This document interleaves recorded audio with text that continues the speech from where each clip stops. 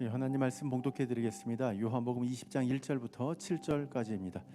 안식 후 첫날 일찍이 아직 어두울 때에 막달라 마리아가 무덤에 와서 돌이 무덤에서 옮겨진 것을 보고 시몬 베드로와 예수께서 사랑하시던 그 다른 제자에게 달려가서 말하되 사람들이 주님을 무덤에서 가져다가 어디 두었는지 우리가 알지 못하겠다 하니 베드로와 그 다른 제자가 나가서 무덤으로 갈새 둘이 같이 다름질하더니 그 다른 제자가 베드로보다 더 빨리 달려가서 먼저 무덤에 이르러 구부려 세마포 놓인 것을 보았으나 들어가지는 아니하였더니 시몬 베드로는 따라와서 무덤에 들어가 보니 세마포가 놓였고 또 머리를 쌌던 수건은 세마포와 함께 놓이지 않고 딴 곳에 쌌던 대로 놓여 있더라. 아멘. 지난 주간에는 절기를 통해서 요한복음을 우리가 봤어요. 근데 오늘은 마리아라고 하는 세 여자의 이름이 요한복음의 가장 중요한 곳에 배치되어 있더라는 거죠. 요한복음이 21장까지 있어요. 그래서 1장은 서론이니까 빼요. 21장은 결론이니까 또 빼요. 그럼 2장부터 20장까지가 있어요. 그 정 가운데가 11장이에요. 11장을 중심으로 앞에 9장, 뒤에 9장, 그 다음에 결론. 여기 11장을 중심으로 앞에 9장, 그 다음에 서론. 11장이 정중앙에 있어요. 그러면 요한복음의 본론이 되는 2장에 예수의 어머니 마리아가 나와요. 그 다음에 요한복음의 정중앙에 나사로의 동생 마리아가 나와요. 그리고 마지막 20장, 21장에는 막달라 마리아가 나오는데 이 세 여인이 등장할 때마다 부활과 관계된 사건과 그 다음에 부활을 상징하는 이야기들로 같이 있어요. 요한복음은 21장까지 있는데 반이 마지막 예수님이 우리 인류의 죄를 대신 짊어지시고 순환을 받으시고 죽으시고 부활 승천하셔서 마지막 요한복음은 갈릴리에서 제자들을 파송하는, 온 세계로 부활의 소식을 전하라고 하는 그 부활의 생명을 전하는 그 명령으로 끝나요. 갈릴리에서. 성경을 볼 때 항상 숲만 보지 말아야 돼요. 위에서 봐야 돼요. 그래서 저는 오대양 지구를 볼 때 난 지금도 지도를 그릴 줄 알아요. 제가 30년 전에 학교 교목할 때 내가 칠판에다가 한국 지도부터 시작해서 일본 지도, 중국 해가지고 이스라엘까지 쫙 그리고 한국 지도도 따로 그리고 이스라엘 지도도 그리고 쭉쭉쭉쭉 해나가니까 아이들이 막 놀랍니다. 어떻게 지도를 그렇게 지리 선생보다 더 잘하느냐. 항상 성경은 멀리 먼저 봐야 돼요. 그래서 이 성경의 위치가 어디에 있냐는 거야.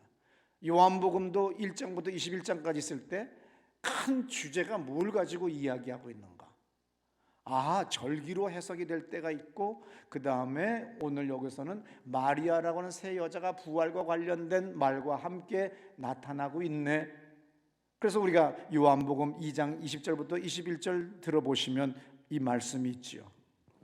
유대인들이 이르되 이 성전은 46년 동안의 지었건을 내가 3일 동안에 일으키겠느냐 하더라.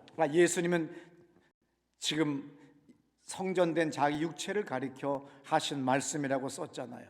그래서 요한복음 전체가 내용의 반이 8일 동안에, 다시 말해서 부활을 이야기하기 위하여 순환을 이야기하고 죽음을 이야기하는 대속의 이야기지만 결론은 뭐예요? 부활인 거예요. 그래서 요한복음은 사복음서 가운데 가장 부활에 대한 기사가 많이 기록된 성경입니다. 오늘은 어떻든 간에 2장에서 예수의 어머니 마리아의 등장으로 세 명의 마리아 이름을 통하여 부활을 이야기하고 있어요. 11장에서 나사로가 죽었다가 살아나는 장면이 나옵니다. 그 장면 중에서 마르다의 신앙 고백이 있어요. 27절의 말씀을 들어보세요. 이르되 주여 그러하배다. 주는 그리스도시요 세상에 오시는 하나님의 아들이신 줄. 요한복음 전반부에는 7번의 고백이 나와요. 다 남자들이 고백하는데 오직 이 부분만 마르다라고 하는 여자의 예수에 대한 고백이 여기 기록되어 있습니다. 어떻든 간에 이 요한복음을 읽을 때 꼭 7이라고 하는 숫자, 항상 이적도 7번, 모두 7번, 그 다음에 17번, 또 예수님은 나는 진리다, 나는 부활이다, 뭐 그래서 에고 에이미 하면서 자기의 그를 표현할 때 나는 무엇이다, 나는 무엇이다 이렇게 할 때에 이것도 7번이 나와요. 그래서 이 상징하는 그 숫자를 또한 공부를 해야 돼요. 그것이 한국의 주역에서 나오는 숫자가 아니라 성서의 숫자의 개념이 주역에서의 숫자 개념과 달라요. 그래서 우리가 이 7이라고 하는 수와 3번 나온다고 하는 3이라는 수와 그 다음에 17이라고 하는 수가 얼마나 중요한지를 우리가 요한복음을 공부하면서 또한 수가 상징하는 것들을 또 공부해야 되는 겁니다. 어떻든 간에 나사로는 살았어요. 예수로 말미암아. 중간에 매개체가 사람이에요. 육체를 가진 인간이에요. 그는 소생한 거지 부활한 게 아니에요. 예수는 부활했어요. 중간에 매개체가 없이 하나님이 직접 개입하셔서 부활을 시키셨어요. 그것을 요한복음에서는 뭐라고 얘기하느냐 하면은 나사로가 죽어 있는 3일 됐기 때문에 거기다 썩어가고 있는 중인데 나사로야 일어나 나와라 예수님이 명령하니까 그가 수의를 입었을 거 아니에요. 그 다음에 머리를 감싼 게 또 있을 거 아니에요. 그래서 그 머리 감싼 걸 그대로 해가지고 나와요. 그러나 예수님이 부활한 현장에는 예수도 분명히 수의를 입혔을 거 아니에요. 장례식 할 때. 그래서 그분의 머리에 감겨져 있는 얼굴에 가려진 수건은 옆에 개켜 있다고 되어 있어요. 이것으로 부활과 소생을 또 다르게 얘기하는 장면도 있다는 것을 우리는 압니다. 아무쪼록 사복음서를 읽다 보면 우리가 쉽게 발견하는 게 있어요. 그건 뭐냐면 가부장적인 사고를 가진 남자들이 성경 해석을 깊이를 못했어요. 그래서 항상 자기 문화 그리고 자기 선배의 자기 부모를 따라서 왜곡되게 성경을 해석해요. 하나님은 이 땅에 사람을 창조하실 때 남녀를 동등하게 창조했는데 어디서 잘못된 중근동의 문화가 이스라엘 남자들에게도 와가지고 마누라를 막 몇 명씩 두게 하는 그런 결혼들이 아브람서부터 시작돼가지고 계속 모두에게 있는 거예요. 그건 성서적인 것이 아니죠. 왜냐하면 아담과 하와를 결혼시켰지 아담과 많은 여자를 결혼시키지는 않았다는 것을 아셔야 돼요. 그리고 남자의 재료는 흙인데 여자의 재료는 흙과 비교할 수 없는 남자의 갈비뼈예요. 우리는 갈비뼈를 공부하다 보면 갈비뼈가 쫙 있다가 마지막 갈비뼈는 어떻게 돼 있죠? 여기 붙어 있지를 않아, 이쪽에. 그래서 항상 뼈가 모자라는 사람들 이거 빼가지고 수술하잖아. 이 뼈 이용해서. 하나님께서 어쩌면 절묘하게 인간을 잘 만들었는지 아주 의학적으로도 완벽하게 예수님은 여자를 남자의 갈비뼈로 만들었어요. 그래서 재료가 좋은 게 비싼 거예요. 설렁탕보다 곰탕이 비싸고 기름기 많은 것보다 재료가 좋기 때문에 값이 비싼 거예요. 남자의 재료는 뭐예요? 흙. 여자의 재료는 뭐예요? 사람. 그래서 여자가 더 귀한 존재예요. 그래서 여자와 남자가 결혼했을 때 아담과 하와 결혼했을 때 그의 배필이라 돕는 자라고 우리나라 성경은 가부장적 사고로 한국어로 그렇게 번역했지만 아니에요. 성경에는 에셀이라고 그랬어요. 에셀이라고 하는 단어를 썼어요. 에셀은 히브리 말로 하나님이 우리를 도울 때에 우리의 도움이 되시는 하나님, 에셀 하나님 이렇게 얘기하는 거예요. 하나님이 우리를 도우실 때 쓰는 그 도움 에셀로 써 있어요. 그래서 아무리 남자가 잘난 척을 하다가도 막상 마누라가 없으면 인생이 종치기 시작하는 거고 맛이 가기 시작하는 거예요. 그래서 여자가 없으면 남자는 별 볼 일 없다. 이게 성경에서 선언적으로 얘기하는데 오늘 제자들도 아직도 싸가지들이 없어요. 그래서 뭐가 되면은 주님 하늘나라가 이 땅에 온다면 주님이 왕이 되신다면 세상의 왕인 줄 알고 나를 좌회전시켜 주시나요? 죄를 뭐 시켜 주시나요? 이런 식으로 하는 거예요. 예수님이 그렇게 말씀하셨어요. 나는 죽을 거다.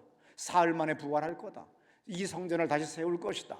내 몸이 곧 성전이다. 이렇게 누누이 얘기하지만 이스라엘 제자들은 그렇게 따라다니면서도 항상 권력과 물욕과 세상적 가치에 눈이 멀어 있어요. 그래서 오늘도 보면은 어떤 일이 벌어집니까? 큰 소리 빵빵 치다가 결정적인 순간에 제사장들이 유대인들을 동원하고 로마의 병사들이 예수를 잡아 죽이겠다고 달려올 때는 남자들은 다 도망가요. 이걸 옛날 쌍스러운 경상도 내가 잠시 살 때 배운 말이냐, 토꼈다. 다 토꼈어요. 토낀 건 다 남자들이에요. 그러나 끝까지 예수의 십자가에 못 박혀 돌아가실 때 끝까지 있는 건 다 여자예요.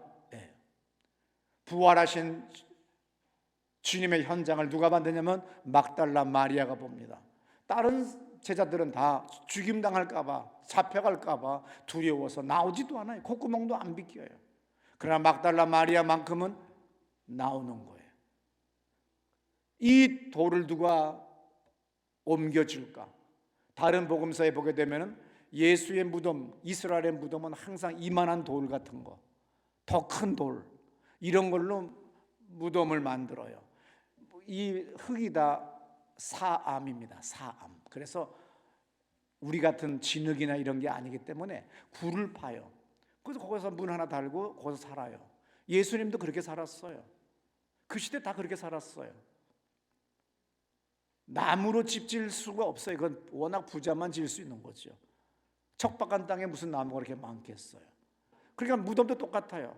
뭐 땅 파느라고 고생할 필요 없어요. 푹푹 옆으로 파요. 파서 그 다음에 거기다가 집어넣고 큰 돌로 짐승이 못 들어오도록 막아놔요. 그러니까 예수님은 더 중요한 존재지요. 로마 군인들이 볼 때 저 광신도 예수 믿는 제자들이 가지고 도망가겠다 그래서 큰 돌을 놨어요. 근데 예수를 따르던 마리아와 그의 어머니 막달라 마리아, 이 여인들은 두려워하지 않냐고 누가 시키지도 않았지만 예수의 무덤에 옵니다. 누가 돌을 옮길 수 있지? 우리 세 사람이 돌을 옮겨도 절대로 옮길 수 없다고 하는 거 알아요. 그래서 대부분의 사람들은 거기서 포기해요. 그러나 성공하는 사람들은 장애물이 있다는 걸 알지만 일단 가보는 거고 저질러 보는 거예요. 그게 다른 거예요. 나는 일단 뭐예요? 어떤 감동이 오면 저질러요. 예배 드릴 수 없어? 실내에서 못 드려? 그러면 자동차에서 예배 드리지. 설교는 들릴까요? 마이크를 크게 스피커를 열 때 빌려다가 쏴붙이지. 아니야? FM 방송 송출을 하지. 거꾸로 전파관리소에서 저한테 우리 교회 연락이 왔어요. 허가 안 했는데 무슨 FM을 쏘겠다고 그렇게 신문 기사까지 났느냐. 그래서 거꾸로 나는 항상 일을 먼저 저질러요. 그리고 문제가 생기면 해결해 나가는 거예요. 절대로 문제를 다 해결하고 뭘 하겠다고 하면 이 사람은 절대 똑똑한 것이 아니라 아무것도 할 수 없는 거예요. 일단은 찌개를 국을 끓이러 나가세요. 그래 어제 남은 된장 쌈 싸먹는 강된장이지만 그래도 일단 물을 보는 거야. 많이 부으면 국이 되는 거고 쫄면은 강된장 되는 거지 뭐 어려울 거 뭐 있어요. 일단 저질르셔야 돼요. 나는 지금까지 내 인생에서 한 번도 한 템포도 늦춰본 적이 없어요. 너무 빨리 가서 실패한 적은 있지만 난 늦게는 안 가요. 바로 마리아가 그렇게 했던 거예요. 무덤에 간 거죠. 갔더니 열려 있네요. 무덤의 첫 현장을 보게 된 겁니다. 근데 중요한 건 그 전에 요한복음 11장 2절에 이런 말씀이 있어요. 들어보세요. 이 마리아는 향유를 주께 붓고 머리털로 주의 발을 닦던 자요 병든 나사로는 그의 오라버니더라. 마리아가 비싼 나드, 인도 북쪽에서 자라나는 나드라고 하는 나무 뿌리에서 나오는 향인데, 오일인데 이것은 아주 비싼 겁니다. 1년 노동자의 가격, 번 돈의 가격이래요. 그거를 자기 머리로 닦아드리면서 예수님을 섬겨요. 그랬더니 그 순간에 가롯 유다가 뭐라고 얘기하냐면은 저거 팔면 3,600만 원인데 예를 들어서 오늘 집사님의 한 달 월급이 300만 원이면 1년치 3,600만 원인데 가난한 사람 국수 한 끼만 해줘도 한 그릇 땅 1,000원이면 저게 3만 6천 명을 먹일 수가 있는 건데 하고서 아주 감성팔이하는 거지요. 아주 감성적 접근을 해요. 사람들은 이때 넘어갑니다. 근데 예수님은 눈 하나 깜빡 안 하시고 나의 장례를 준비하는 거다. 선제적으로 예언적인 행동으로 나의 장례를 준비한다. 너의 주변에 가난한 사람은 영원히 같이 있지만 나는 간다. 그래서 훌륭한 일이라고 예수님은 칭찬해요. 그래서 여기서 우리는 가롯 유다를 꼭 배워야 됩니다. 어느 날 내가 이 교회 은퇴해요. 그리고 어느 날 내가 유고가 됐다고 합시다. 그때 꼭 어떤 인간이 완장을 차고 항상 돈 계산부터 들어가요. 그럼 지 돈은 절대로 안 내요. 그러면서 돈 이렇게 하면 아낄 수 있고 뭐 하면 할 수 있고 뭐 하면 사람들도 또 자기 돈 내고 마음 없으니까 그 돈에 끌려서 가버려요. 그러면 신앙 실패해요. 가치가 중요해요. 항상 이것이 가치 있는 거냐, 가치 없으면 아무리 싼 땅이라도 안 사요. 그러나 싼 땅을 비싸게 불러도, 땅주인이 불러도 이 교회에 가치가 있다고 한다면 비싼 거라도 사는 것, 이것이 목사의 도리예요. 예를 들어 제가 3번 집을 팔았어요. 다 내가 번 돈으로 안 팔았기 때문에 잘 팔을 수도 있었겠지요. 왜냐하면 주님이 감동 줬어요. 아파트 팔아서 지하에서 1층 올라와야 되니까. 그래서 제 아내에게 전화해서 팔았어요. 두 번째, 장인어른이 보실 때는 집 없이 사는 딸이 불쌍하고 사위 녀석이 나쁜 놈으로 보였겠죠. 그래서 교회 앞에 있는 집을 우리한테 싸게 주시면서 이제 유산 없다고 그랬어요. 근데 그것도 홀랑 팔아가지고서 이 교회 짓는 데 썼어요. 1억밖에 안 남았어요. 근데 이 동네 아파트는 전세가 32평이 1억 2천이기 때문에 전세를 들어갈 길이 없어요. 그런데 놀랍게 52평이 흉가라 돼가지고 3년째인가 4년째 빈집이 있었어요. 비세고 그거를 샀어요. 1억에 샀으면 얼마나 좋겠어요? 융자 1억 8,500 받아서 2억 8,500에 그걸 샀어요. 그리고 기도를 했죠. 귀신을 다 내쫓아 버렸어요. 무서울 것 없잖아요. 그 집에서 내가 복을 받았어요. 우리가 교회가 복을 받은 거죠. 기도하냐 안 하냐가 중요한 거지, 이 땅이 좋은 땅이냐 안 좋은 땅이냐, 귀신 나오냐 안 나오냐가 중요하지 않아요. 신앙이 중요한 거죠. 그 당시에 그 건물을 그 첫 번째, 두 번째 집 팔을 때 그 돈 가지고 IMF 후기 때문에 똑같은 그 돈으로 나는 압구정동의 아파트를 3억 얼마에 살 수 있었어요. 그 돈 그거 사면 난 이득이 된다는 걸 알아요. 왜냐하면 나는 경제 잡지를 수십 년을 계속 구독하기 때문에 알아요. 그렇지만 돈을 위해서, 돈을 벌기 위해서는 절대로 목사는 그 길을 가면 안 되는 거죠. 어떻든 간에 제가 옆으로 가서 죄송합니다만은 이때 마리아가 나드 3,600만 원어치, 어떤 사람이 월급이라고 하면 6천만 원어치, 한 달 월급이 500이라면 6천만 원어치를 갖다 쏟아붓을 때 가롯 유다는 낭비라고 얘기했어요. 그때 예수님이 뭐라고 그래? 도둑놈이라고 얘기했어요. 도둑새끼, 도둑놈이란 말은 안 했지만 요한복음 10장에 도둑은 내가 온 것은 양으로 생명을 얻되 더 풍성히 얻게 하기 위함이지만 도적이 온 것은 도둑질하고 노략질하기 위해서 왔다고 하는 그 단어에 똑같은 단어를 썼어요. 저가 도둑이다.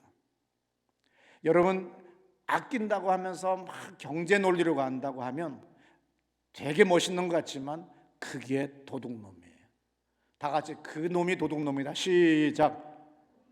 예, 어느 날 내가 유고되거나 내가 은퇴한 다음에 꼭 어떤 것이 완장차고 막 돈 계산하면서 돈 낼 거야 그러면서 지가 다 권력을 잡는 인간이 나올 거예요. 그때 도둑놈이라는 것을 깨닫고 그 놈을 쳐버려야 돼요. 그렇지 않으면 가롯 유다와 같이 이 교회는 깨질 수밖에 없는 거예요. 수많은 교회들이 깨지는 게 바로 그런 인간들 때문에 그래요. 사람은 돈에 보다 하나님 앞에서의 가치가 무엇이 더 귀한 것인가를 볼 줄 아는 안목을 가져야 되는 겁니다. 나는 분명히 내가 헌금 안 한 것만큼 나는 이득이 될 수 있겠죠? 아니죠. 어느 날 재정장로님이 그러는 거예요. 목사님 집도 없는데 한 달에 100만 원이라도 200만 원이라도 저금을 해서 목사님 나중에 노후를 위해서라도 집을 삽시다. 내가 웃었어요. 그까지 그 돈 200만 원 저금하면 또 그 당시 100만 원 저금하면 1년에 1200이다. 10년이면 1억 2천이다. 30년이면 3억 6천. 난 그때 죽었어야. 그렇게 사는 거 아니야. 내가 그랬어요. 근데 어느 날 선교사가 왔어요. 그래서 내가 재정장로님한테 그거 깨라고 그랬어요. 그거 다 주라고. 미친 짓이잖아요. 그러나 가치를 어디다 두었느냐에 따라서 어느 날 교인이 집을 사줬어요. 얼마나 놀라워요. 나는 빚을 얻어서 깡통이 되고 빚쟁이한테 그걸 가압류 뭐가 된 집이 있었어요. 근데 그 집도 살 수가 없는 거예요. 그 집에서 생활할 수가 없는 거예요. 그래서 나와서 2천만 원 가지고 새 출발하는 거예요. 그 사람이 안 풀어주니까 팔지를 못하는 거예요. 근데 그 집이 서울에 있는 집이네. 그 사람 때문에 못 팔았는데 그 집값이 그렇게 또 올랐네. 여러분, 저 부자입니다. 그래서 제가 요새 날마다 500평 대지 달라고 하는 게 왜 그러겠어요? 그 2개 팔아가지고 나 또 질 거예요. 왜? 다음 세대를 위하여 교육관을 짓는 거예요. 그러면 주님이 나를 집 없이 또 빌어먹게 만들겠어요? 사람은 산술적 계산을 하는 사람에게는 항상 인생이 산술적 인생밖에 안 일어나요. 기적이. 그러나 하나님이 역사하시면 기하급수적인 역사가 일어나는 거예요. 100만 원, 200만 원 나를 위해 저축해 준다. 고맙지요. 대단히 고마워요. 그러나 선교사를 오늘 먹게 해주는 것, 그게 더 좋은 귀한 거기 때문에 거기에 가치를 두고 과감하게 내 노후 거를 깼어요. 그렇지만 우리가 상상할 수 없는 루디와 같은 여자 보내주시잖아요. 여러분, 믿음으로 사셔야지 산술적 계산과 나의 이성으로 살지 마세요. 여러분, 아마존이라는 회사가 1990 몇 년에 처음 도서 판매, 온라인으로 판매할 때 몇 년을 갖다가 적자를 본 회사예요. 그러나 그 회사의 가치를 알고 전 세계 투자자들이 계속 쏟아 부었어요. 지금 쿠팡이 적자를 봐도 투자자들이 가치를 보고 투자하듯이 나는 하나님 나라의 가치를 뒀고 영혼의 가치를 둔 거예요. 그래서 내 인생을 계속 거기다 투자하는 거예요. 근데 이것이 없는 사람은 세상적인 사람과 같이 계산으로 나가니까 산술적 계산, 내가 노력하고 애쓴 만큼밖에 그것도 누리게 해주지 못하면 누리지 못하는 거예요. 그래서 인생을 부활신앙을 가졌느냐, 하늘나라 천국신앙을 가졌느냐, 아직도 교회를 그냥 종교적으로 미신적으로 다니느냐, 이것이 구별되는 것이 바로 거기서 구별됩니다. 어떻든 간에 요한복음 20장에서 무덤에 먼저 간 여자는 막달라 마리아예요. 빈 무덤을 봤어요. 너무 놀래가지고 달려와서 숨어있는 베드로와 그의 애제자, 이름 없으면 굳이 해석하려고 과도하게 해석할 필요 없어요. 두 남자에게 알려졌고 이것이 부활의 무덤을 보게 된 겁니다. 빈 무덤을 보게 된 거예요. 이로써 그 시대의 가부장적 사고, 남자 우선의 사고를 가지고 있는 시대에 신명기 19장 15절에 이런 말씀이 있지요. 들어보세요. 사람의 모든 악에 관하여 또한 모든 죄에 관하여는 한 증인으로만 정할 것이 아니요 두 증인의 입으로나 또는 세 증인의 입으로 그 사건을 확정할 것이며. 옛날에 주님은 모세를 통해서 말씀을 주셨는데 절대로 한쪽 말 듣지 말아라. 부부싸움 한 집에도 절대로 아내 말만 듣지 마세요. 당신들이 왜 무식하냐면 한쪽 말만 들었기 때문에, 당신 가장 친한 사람 말만 들었기 때문에 그래요. 교회에 대한 이야기도 아내 말만 듣지 말고 남편 말만 듣지 말고 내 새끼 말만 듣지 말아야 돼요. 항상 삼자 대면해 봐야 되고 그 다음에 확인해 봐야 돼요. 여러분들이 어리석으니까 자꾸 와서 누가 이렇게 거짓말 정보를 주고 이간질하는 것은 다 당신들이 그렇게 냄새를 풍겼기 때문에 그래요. 그 자리에서 목사님이 그렇게 얘기해서 그냥 전화를 해버려야 돼요. 목사님 그러셨어요. 그러면요 2번 다시 그따위 짓 하는 사람 안 옵니다. 교인들 가운데 아직도 무지몽매한 여인들 많아요. 자기 알고 있는 친한 여자 말만 듣고 그 집 남편 욕하는 사람들 많아요. 내가 보니까 그 남편 좋습니다. 여자가 바람났습니다. 그래서 바람난 것을 무마하기 위해서 사람들에게 남편 욕을 하는 거예요. 반대로 똑같아요. 아내 욕을 막 해붙이는데 사실은 더 반대인 거예요.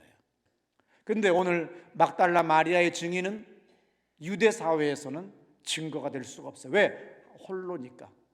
그래서 마리아는 2 남자, 교회의 지도자 베드로와 그 다음에 애제자 예수님이 사랑하는 그 남자, 그래서 신명기 19장 15절의 말씀을 이 마리아는 알았던 거죠.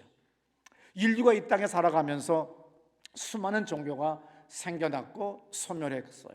그래서 지도상에서 사라진 종교가 얼마나 많은지 몰라요. 근데 그 모든 사라진 모든 종교는 뭐냐면 사람의 관념, 사람의 생각에서 사람이 만든 종교예요. 오직 기독교만이 하나님이 직접 계시해서 우리를 사랑하셔서 자기를 보여주신 거예요. 그래서 내가 주를 알기 전 주님이 나를 먼저 사랑한 걸 믿으시기 바랍니다. 우리는 절대 하나님을 알 수가 없는 거예요. 근데 수많은 종교들이 그렇게 많이 있지만 그 종교들과 기독교가 유일하게 다른 것, 멀리서 보지를 못하고 숲으로 들어가 버리면 다른 종교에서 길을 잃어버리고 기독교의 성경 안에서도 길을 잃어버려요. 크게 멀리서 보세요. 봤더니 어떤 일이 벌어져요? 기독교의 다른 종교와 다른 게 뭐예요? 부활이 있는 거예요. 다른 모든 종교의 윤리, 다 고등 종교는 윤리가 다 좋아요. 고등 윤리예요. 그러나 기독교 윤리는 초윤리고 거기는 생명, 부활, 영생이 있다는 거예요. 사람이 교를 만들었기 때문에, 종교를 만들었기 때문에 사람이 사람을 구원할 수 없고 사람이 영생을 줄 수 없지만 창조주 하나님이 우리를 계시했고 우리에게 함께 하셔서 예수를 보냈기 때문에 우리가 믿게 되고 영생을 얻을 수 있는 거예요. 이것이 바로 기독교회와 세상의 수많은 종교와 다른 거예요. 고난 주간에 많은 사람들이, 많은 교회들이 특별 기도를 합니다. 당연히 우리 교회에서도 사람들이 나한테 와서 그래요. 목사님, 이번에 고난 주간을 맞이하여 사순절을 맞이하여 뭐 특별 새벽 기도라든지 뭐 없습니까? 내 성격상 혼내려다가 그냥 관뒀지요. 신앙생활 혼자 스스로 잘해야지. 코로나 바이러스로 모이지 말라는데 뭐 하려고 모여?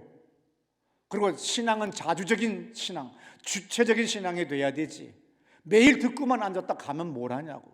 사순절이다, 고난절이라고. 그래서 그 행사에 참여하면 뭐래? 네가 부활의 삶을 살아야지. 부활의 증거자가 돼야지.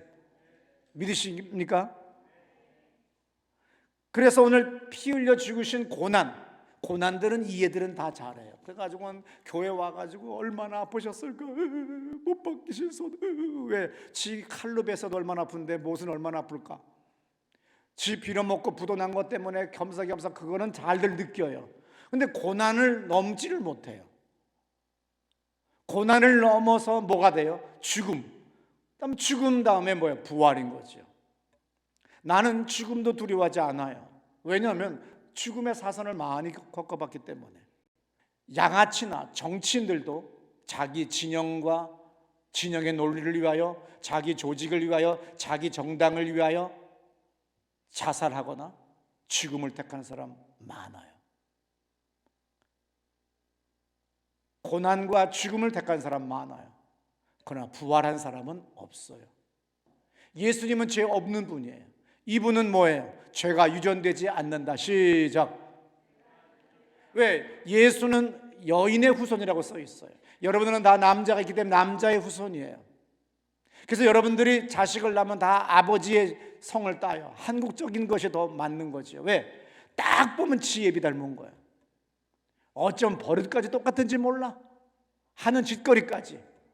좋은 거든 나쁜 거든 딱 지혜비 닮았어. 이와 같이 죄는 유전되는데 예수는 성령으로 잉태됐기 때문에 이 세상 만물을 창조한 분이 그까지 뭘 남자 없이 잉태되는 것이 어렵겠어요. 현대의학도 산부인과 의학이 발달하면서 이제는 더 새롭게 사람들이 태어나는 시대에 그걸 못 믿는 것이 믿음이 없는 거죠. 어떻든 간에 세상의 모든 사람들도 고난당하고 조직을 위하여, 자기 정당을 위하여 죽음을 택한 사람 많아요. 그러나 오늘 우리는 이 죽음, 예수의 고난만 거기서 끝나고 그것만 사색하거나 묵상하면 안 됩니다. 이제 이 부활의 소식을 들고 나가야 되는 거예요. 이 부활의 능력을 전달해야 되는 거예요. 그래서 요한복음 20장 22절에 이런 말씀이 있어요. 들어보세요. 이 말씀을 하시고 그들을 향하사 숨을 내쉬며 이르시되 성령을 받으라. 네, 성령을 받으라 그랬어요. 절대로 이성으로는 안 믿어져요. 저도 예수 처음 믿을 때 절대로 부활 안 믿어요. 그러면 그건 뭐예요? 교회 다니는 사람이지 그리스도인은 아니에요. 그리스도인은 부활을 믿는 거예요. 이것이 우리의 정체성이에요. 이 확립이 안 된 사람은 신앙이 흔들리는 겁니다. 하비콕스라고 하는 유명한 하버드 대학 교수였던 분이 기독교 역사를 신앙의 시대, 믿음의 시대로 구별하는 책을 내가 읽은 적이 있어요. 종교의 미래라고 하는 책에 써 있습니다. 그럼 신앙이 좋은 거야, 믿음이 좋은 거야? 신앙이 좋은 거죠. 왜냐하면 신앙은 체험한 사람이라는 거예요. 초대교회 교인들이 서기 예를 들어서 300년 때까지 200년 때까지 가진 사람들은 신앙의 시대의 사람들이에요. 그러나 그때 이후부터 콘스탄티누스가 칙령을 내려서 기독교를 박해하지 말고 다 예수를 믿으라고 하기 전까지는 엄청난 최악의, 기독교 역사상 이보다 더 큰 환난은 없었어요. 체포영장 없이, 구속영장 없이 잡혀 들어가는 거예요. 그리고 맞아 죽어도 할 말이 없는 거예요. 최고의 암흑이 콘스탄티누스 대제가 황제가 되기 바로 직전 100년이에요. 그럼에도 불구하고 기독교의 교인들은 30명 남짓한 사람들이 400년 만에 어떻게 3천만이 예수를 믿는가? 여기에 대해서 바트 어만 교수가 연구한 책을 제가 읽었습니다. 그 중에 하나가 있는데, 기독교인들의 완강하고도 불관용적인 열심이 기독교가 400년 만에 30명도 안 되는 사람이 3천만이 되었다. 왜? 불관용적일 정도로 열심히 해. 다른 거 인정 안 해. 왜? 부활을 경험했기 때문에 타협할 게 없는 거예요. 바트 어만이라는 사람이 말했어요. 기독교인들은 완강하고도 불관용적인 열심을 가지고 있고, 두 번째, 부활신앙을 경험한 사람들이다. 그래서 핍박이 와도 공동묘지 파고 들어가서 거기서 잠을 자고 살아도 나는 부활한다고 하는 믿음을 체험했다는 거야. 그냥 무조건 믿는 게 아니야. 학습으로 교리를 통해서 공부해서 믿는 믿음이 아니고 체험한 거야. 아시겠어요? 이거는 무엇과 바꿀 수 없는 거예요. 이건 타협할 수 없는 거예요. 타협이 된다고 하는 거는 그냥 아무것도 아니라는 뜻인 거예요. 이해되시죠? 그래서 이 영상의 부활의 신앙이 바로 30명도 안 되는 이 소수의 로마 변방 식민지의 백성들이 세계를 지배한 지배 국가의 국교가 되었고 전 세계로 복음이 전파하게 됐다고 하는 것이 바트 어만의 얘기입니다. 카렌 암스트롱이라는 사람이 이런 말을 했어요. 축의 시대라고 한 책이에요. 이게 얼마나 두꺼운지. 축은 바뀐다는 거예요. 경제의 축, 군사력의 축, 아니면 어떤 나라의 힘의 축, 모든 것들이 바뀌는데 지금 우리도 뭐예요? IT 기업을 통해서 누가 플랫폼을 구축했느냐에 따라서 축이 바뀌더라는 거야. 옛날에는 생산재가 많은 회사, 철강회사, 자동차 회사, 이런 것들이 경제를 좌지우지하는 줄 알았더니 아무것도 가지고 있지 않아요. 근데 오직 플랫폼을 구축했어요. 컴퓨터 안에. 정말 누가 봐도 땅도 없는 거예요.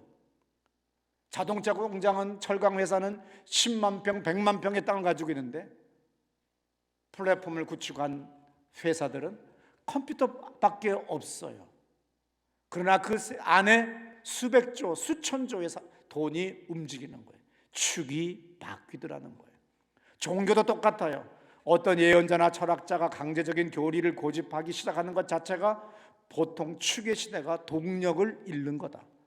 무엇을 교리적으로 믿는 것이 아니라 행동할 수 있는 신앙이 체험이 있어야 된다. 이것이 바로 카렌 암스트롱의 이야기에서 제가 봤습니다.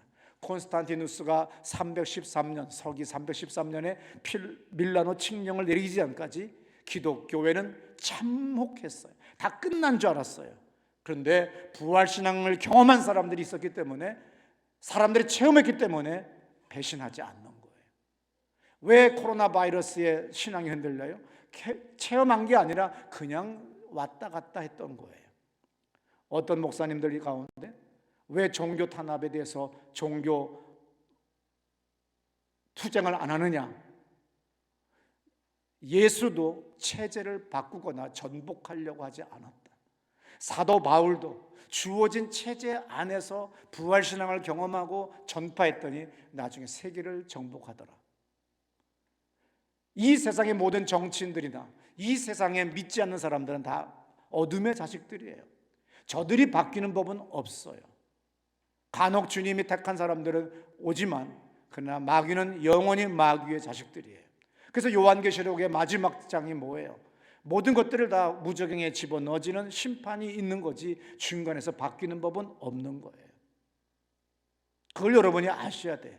이 성경을 보는 눈이 딱 있으면은 우리는 체제를 바꾸려고 길바닥에 나갈 필요가 없고 정부 욕하는데 우리가 시간을 낭비하지 말라 이거예요. 한 사람의 영혼을 구원하고 저 사람을 살리는 데 힘을 다하면 어느 날 이 한 사람 한 사람이 변하여 온 세상이 바뀌어지는 거예요. 하나님의 나라가 오는 거예요. 그리고 그 하나님의 나라는 이미 시작됐습니다. 부활로 말미암아. 그래서 우리가 가장 중요한 것이 있습니다. 요한복음 15장 26절에 이런 말씀이 있어요. 내가 아버지께로부터 너희에게 보낼 보혜사 곧 아버지께로부터 나오시는 진리의 성령이 오실 때에 그가 나를 증언하실 것이요. 네, 16장 13절의 말씀입니다. 그러나 진리의 성령이 오시면 그가 너희를 모든 진리 가운데로 인도하시리니 그가 스스로 말하지 않고 오직 들은 것을 말하며 장래의 일을 너희에게 알리시리라. 부활이라고 하는 것, 그리고 예수님이 하신 모든 말씀, 하나님의 세상을 창조한 것, 인간의 생사와 축원하는 것, 이것이 안 믿어져요. 당연히 이성과 상식으로는 안 믿어져요. 근데 주의 성령이 오면 우리를 진리로 인도하세요. 진리가 곧 예수 그리스도를 이야기합니다. 진리를 알지니 진리가 너희를 자유케 한다고 그랬어요. 곧 예수가 주의 말씀이 우리를 자유케 해요. 그래서 우리는 요한복음 1장에서 말씀이 태초에 말씀이 계시니라 그러면서 그 유명한 로고스 찬가라고 하는 것이 우리가 신학 공부를 할 때 나옵니다. 진리의 영이 와야만이 우리는 깨달아지고 믿어지고 경험할 수 있어요. 그리고 초월적인 삶을 살 수 있고 가치관이 정립이 되는 겁니다. 그래서 이 십자가의 죽음 고난, 그때 행사로서 무슨 새벽 기도를 한다든지 무슨 그런 짓거리로 끝나는 그런 똑같은 수동적인 신앙생활을 하지 말고 이제 주도적인 신앙생활을 하라는 거예요. 복음을 전하라는 거예요. 살아계신 주님을 경험시켜주라는 거죠. 그러면 거기 그 가정에서 그 직장에서 교회가 태어나는 겁니다. 그래서 체제가 아무리 압박을 주고 권력이 어떤 핍박을 교회에 줘도 교회는 지금까지 존재해왔고 계속 가는 거예요. 코로나 바이러스 때문에 그 무엇 때문에 어떤 정권 때문에 교회가 힘들었다? 아닙니다. 올바로 성경 가르치는 교회는 흔들리지 않아요.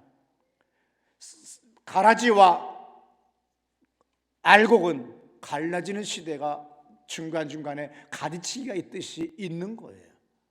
교회는 주의 교회는 영원합니다. 주의 교회는 흔들리지 않아요. 주님은 요동하지 않는다고 그랬어요. 그러므로 여러분들이 부활신앙을 갖는 여러분 되시길 축원합니다. 그저 항상 행사로 끝나는 수단절이기 때문에 새벽 기도합시다 해서 그걸로 끝나는 게 아니라 왜 순환을 당하시게 됐느냐, 왜 죽음을 당하시게 됐느냐, 그 죽음이 무엇을 말하는가. 유대교가 끝나고 주의 날이 시작됐구나, 곧 기독교가 시작됐구나, 그리고 하나님의 나라가 시작됐구나. 주님이 온 인류의 죄를 무덤에, 마귀 사탄의 모든 권세를 무덤에 가두시고 하나님만이 예수 그리스도를 이 땅에 부활시키셨다는 거죠. 그래서 사도 바울이 이런 말을 해요. 고린도전서 15장 13절부터 18절에 만일 죽은 자의 부활이 없으면 그리스도도 다시 살아나지 못했을 거다. 그리스도께서 만일 다시 살아나지 못하셨으면 우리가 전파하는 것도 헛것이고 또 너희 믿음도 헛것이며 또 우리가 하나님의 거짓 증인으로 발견되리니 우리가 하나님이 그리스도를 다시 살리셨다고 증언하였습니다. 만일 죽은 자가 다시 살아나는 일이 없으면 하나님이 그리스도를 다시 살리지 아니하셨으리라. 만일 죽은 자가 다시 살아나는 일이 없으면 그리스도도 다시 살아나신 일이 없었을 것이요 그리스도께서 다시 살아나신 일이 없으면 너희의 믿음도 헛되고 너희가 여전히 죄 가운데 있을 것이요 또한 그리스도 안에서 잠자는 자도 망했을 거다. 우리 다 부활이 없다고 한다면 우리 모든 기독교인은 망한 거다 이거예요. 예수 믿다가 죽은 모든 인간들도 다 망했고 살아있는 우리도 지금 망한 거다 이거야. 그런데 이렇게 사도 바울이 예수를 믿는 사람을 핍박하러 잡아 감옥에 가두러 다니던 그 사람이 부활한 예수를 만나는 순간 180도 바뀌어가지고 그가 기독교의 신학을 세운 사람이냐, 이 사람이 기독교의 교주냐, 도대체 누가 예수가 기독교의 교주냐 할 정도로 사도 바울의 영향력이 그렇게 컸던 거예요. 예수님이 말씀하셨어요. 요한복음 5장 29절에 선한 일을 행한 자는 생명의 부활로 악한 일을 행한 자는 심판의 부활로 나오리라. 11장 25절 예수께서 이르시되 나는 부활이요 생명이니 나를 믿는 자는 죽어도 살 것이다. 그러므로 신앙생활은 성령을 경험해야 돼요. 성령이 경험시켜주면 믿어집니다. 깨달아집니다. 그리고 놀랍게 우리는 산술적인 축복이 아니라 기하급수적인 치유의 축복을 또한 누릴 수 있으며 치유의 교회가 산술적인 세상에 의해서 발전하거나 쇠퇴하는 것이 아니라 기하급수적으로 부흥하는 걸 믿으시기 바랍니다. 우리 다 자리에서 벌떡 일어나셔서 우리 기도하실 때 하나님, 내가 부활신앙을 가질 수 있도록 성령 하나님 내 만문을 엽니다. 나에게 지혜와 계시의 정신을 주세요. 주의 말씀을 내가 받겠습니다. 깨닫게 하세요. 경험하게 해주세요. 그리고 생명을 경험하게 해주세요.